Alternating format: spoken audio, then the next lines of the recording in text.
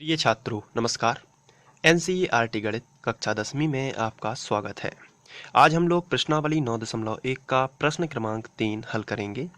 तो आइए प्रश्न को पढ़ लेते हैं। इसमें दिया गया है, एक ठेकेदार बच्चों के खेलने के लिए एक पार्क में 2 फिसलन पट्टी लगाना चाहती है। 5 वर्ष से कम उम्र के बच्चों के लिए वह एक ऐसी फिसलन पट्टी जिसका शिखर 1.5 मीटर की ऊंचाई पर हो और भूमि के साथ 30 अंश के कोण पर झुका हो। तो यहाँ पर एक ठेकेदार है जो किसी पार्क में फिसलन पट्टी लगाना चाहती है। फिसलन पट्टी का मतलब ये होता है कि खिसकने की एक पट्टी होती है। शायद आप लोगों ने उस पर बचपन में उस पर खिसका हो और एंजॉय किया हो, तो वो एक तरीके की फिसलन पट्टी होती है। और यहाँ पर उसने 2 फिसलन पट्टी बनाने का निर्णय लिया है। पहली फिसलन पट्टी 5 वर्ष से कम उम्र के बच्चों के लिए है। तो यहाँ पर साफ साफ लिखा है 5 वर्ष से कम उम्र के बच्चों के लिए। और जो दूसरी फिसलन पट्टी है वो उससे अधिक के लिए। तो 5 साल से जो छोटे बच्चे होते हैं उनके लिए फिसलन पट्टी ऐसी बनानी है जिसकी ऊंचाई भी उन्होंने कम रखी है 1.5 मीटर, और उसकी जो ढलान है वो भी कम रखी है, यानी कि 30 अंश ही रखी है। जबकि बड़े बच्चों के लिए उन्होंने ढलान 60 अंश रख दी है, यानी ढलान थोड़ी ज़्यादा कर दी है और ऊंचाई भी उन्होंने ज़्यादा कर दी है, और ये ऊंचाई उन्होंने 3 मीटर तक रखी है। तो यहाँ पर यदि आप ध्यान से देखें तो यहाँ पर 3 मीटर लिखा हुआ है और ढलान दी गई है 60 अंश। तो बड़े बच्चों के लिए ऊंचाई थोड़ी ज़्यादा कर दी है और ढलान जो है वो उन्होंने ज़्यादा करी है। लेकिन 5 साल से जो छोटे बच्चे हैं, दुर्घटना से बचने के लिए उन्होंने जो फिसलन पट्टी की ऊंचाई है वो कम रखी है, यानी कि 1.5 मीटर करीब, और इसका जो ढलान है वो भी 30 अंश रखा है। तो इस प्रश्न को पढ़ने से हमें 2 बातें क्लियर हो चुकी हैं। पहली बात ये है कि इस प्रश्न में एक ठेकेदार जो पार्क में 2 फिसलन पट्टियां बनाना चाहती है, और पहली स्थिति में वो फिसलन पट्टी जो है वो कम ऊंचाई की रहेगी, और दूसरी बात ये है कि दूसरी स्थिति में जो फिसलन पट्टी है वो ज़्यादा ऊंचाई की रहेगी और ढलानें भी उनकी कम और ज़्यादा हैं। तो मान लेते हैं छोटे बच्चों के लिए ये फिसलन पट्टी है और इसमें वो ऊंचाई है केवल 1.5 मीटर। ये फिसलन पट्टी होती है, इससे खिसका जाता है, यहाँ से चढ़ा जाता है और फिर बच्चे यहाँ से चढ़ के यहाँ से खिसकते हैं। तो ये जो है 1.5 मीटर की ऊंचाई बराबर है फिसलन पट्टी, यानी हाइट इसकी 1.5 मीटर है, और जो कोण दिया गया है वो 30 अंश है। तो हमें इस फिसलन पट्टी की लंबाई ज्ञात करनी है कि ये कितनी है, क्योंकि क्वेश्चन के आखिरी में लिखा है प्रत्येक स्थिति में, यानी दोनों स्थितियों में, पहली स्थिति में ऊंचाई ज़्यादा है और प्रत्येक स्थिति में फिसलन पट्टी की लंबाई क्या होनी चाहिए। तो ये लंबाई हमें बताना है। तो ये देखिए कम ढलान है, जबकि दूसरी फिसलन पट्टी की यदि बात की जाए तो ये रही दूसरी फिसलन पट्टी। इसकी ऊंचाई 3 मीटर है और जो ढलान है वो ज़्यादा कर दी गई है। देखिए 60 अंश है, तो 30 अंश और 60 अंश का कंपैरिजन आप कर सकते हैं। 30 अंश में ढलान कम रहेगी और 60 अंश में थोड़ी सी और बढ़ जाएगी, यानी इसकी दुगनी हो जाएगी। तो दुगना कोण कर दिया गया है और दुगनी ही ऊंचाई कर दी है, और ये 5 साल से ज़्यादा के बच्चों के लिए है और ये 5 साल से कम उम्र के बच्चों के लिए उस यहाँ पर ठेकेदार ने बनाई हुई है। तो इन्हें बनाना है। तो यहाँ पर फिसलन पट्टी की जो है वो लंबाई कितनी होनी चाहिए पूछा गया है। तो यहाँ पर 2 त्रिभुज हैं। पहला त्रिभुज ये हो जाएगा ABC और दूसरा त्रिभुज PQR, कुछ भी मान लेंगे। तो पहले हम छोटी फिसलन पट्टी है उसकी ऊंचाई निकालेंगे। तो इसके लिए बहुत ही सिंपल है, ये लंब और कर्ण हमें ज्ञात करना है, और लंब हमें दिया गया है क्योंकि थीटा यहाँ पे बना हुआ है तो लंब ये हो जाएगा। तो लंब और कर्ण के हिसाब से रिलेशन होता है साइन का, तो इसमें साइन का फॉर्मूला लगेगा, इसमें भी हमें कर्ण ज्ञात करना है और लंब दिया गया है तो लंब और कर्ण का फॉर्मूला, इसमें भी साइन लगेगा, और साइन से दोनों के हम फिसलन पट्टियों की जो है ऊंचाई ज्ञात कर लेंगे। तो यहाँ पर हम इन्हें रेखा चित्र के जरिए भी बना सकते हैं और उसको सॉल्व कर सकते हैं। तो आप रेखा चित्र बना सकते हैं, और यदि आप फिसलन पट्टी बना पाएँ तो ये भी ठीक रहेगा। तो हम यहाँ पर नाम दे देते हैं, जैसे ये रेखा चित्र रहेगा, केवल आपको एक एक रेखा ले लेनी है। इस तरीके से ये रेखा आपको दिख रही होगी, इसमें केवल आपको एक एक रेखा ही लेकर इस तरीके का चित्र बना लेना है। ये देखिए इस तरीके का, और इसे आपको नाम दे देना है। जैसे इसको हम नाम दे देते हैं ABC, छोटे वाले की बात करें तो ABC हमने यहाँ पे नाम दे दिया। यहाँ पर एंगल बना है 30 तो हमने लिख लिया 30 अंश, और ये ऊंचाई दी गई है 1.5 तो हमने यहाँ पे लिख लिया 1.5 मीटर। तो चलिए एक चित्र हमारा ये हो गया। अब इसकी बात करें तो इसी तरीके से इसका भी बन जाएगा। इस तरीके से इसमें हम देख लेते हैं। तो इस चित्र को देखेंगे, यहाँ पे 60 है तो इसको भी 60 कर लेंगे, और यहाँ पे 3 मीटर दिया गया है तो हमने भी यहाँ पे 3 मीटर लिख लिया। तो इन दोनों चित्रों को हम रिप्लेस करके इनका इस्तेमाल कर सकते हैं, और एग्ज़ाम में आपको यही बनाना है, ये केवल समझने के लिए था। तो चलिए 3 मीटर करके अब हम ये फिसलन पट्टी, इसको हम नाम दे देते हैं PQR, आप कुछ भी दे सकते हैं।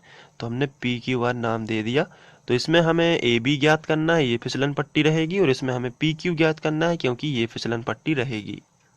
तो फिर इसके लिए हम लोग शुरू करते हैं हल करना, और हम लोगों ने समझ तो लिया ही है, सवाल तो समझ ही लिया है। इसके बाद हम इसको हल करेंगे।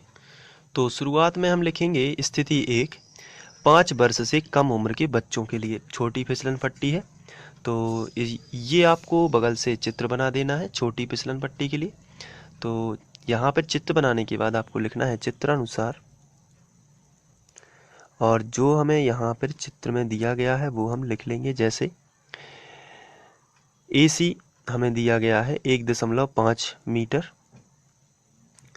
और इसके साथ साथ हमें कोण दिया गया है, कोण ABC बराबर 30 अंश। बीच में आपको B बताना पड़ेगा क्योंकि B पर बना हुआ है। साथ ही साथ फिसलन पट्टी की लंबाई, ये देखिए ये है फिसलन पट्टी ढलान पर जो है, तो हम लिखेंगे फिसलन पट्टी की लंबाई, और बराबर ये फिसलन पट्टी की लंबाई AB है तो हम इसको AB लिख सकते हैं, AB, और बराबर क्वेश्चन मार्क लगा सकते हैं।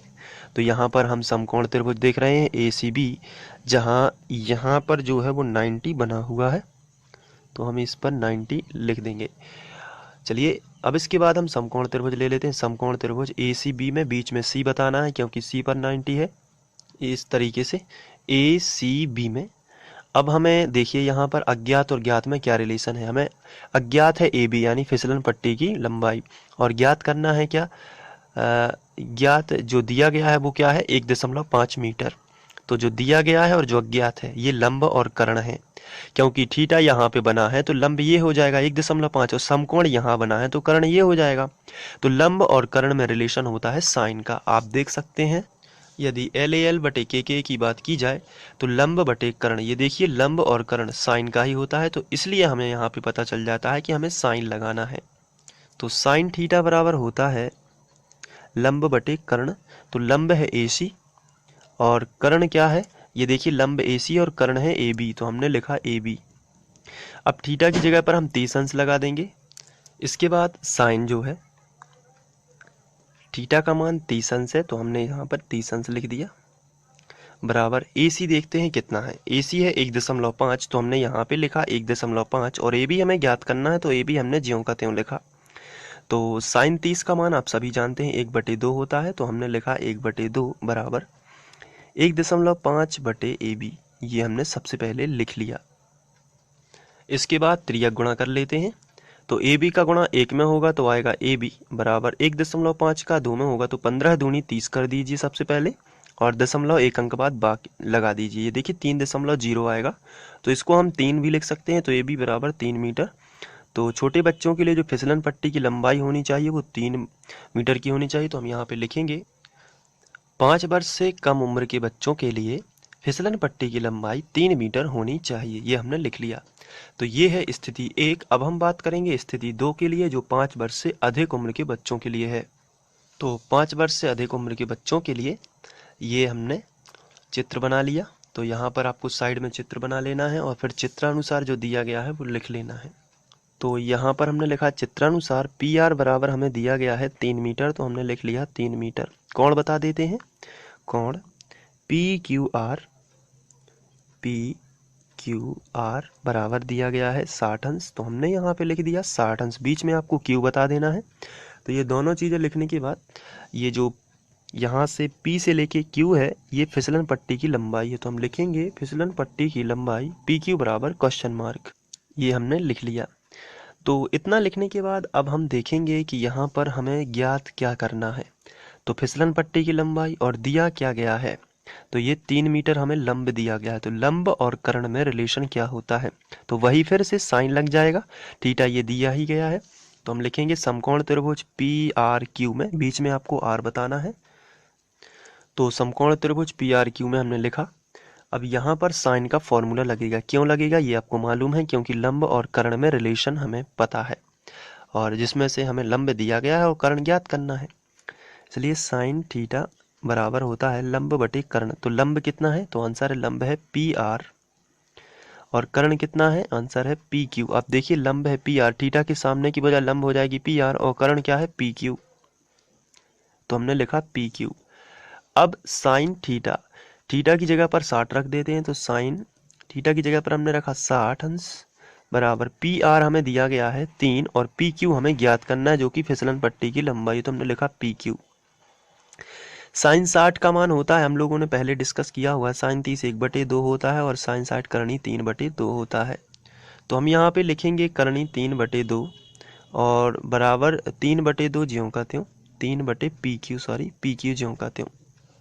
अब त्रियक गुणा करेंगे तो पी क्यू का होगा √3 में, तो आएगा √3 पी क्यू, इस तरीके से बराबर 3 दूनी हो जाएगा 6, तो हमने लिखा 6। आगे बढ़ते हैं, गुणा वाली संख्या बटे में पहुंचा देते हैं, तो पी क्यू बराबर आपको मिलेगा 6/√3।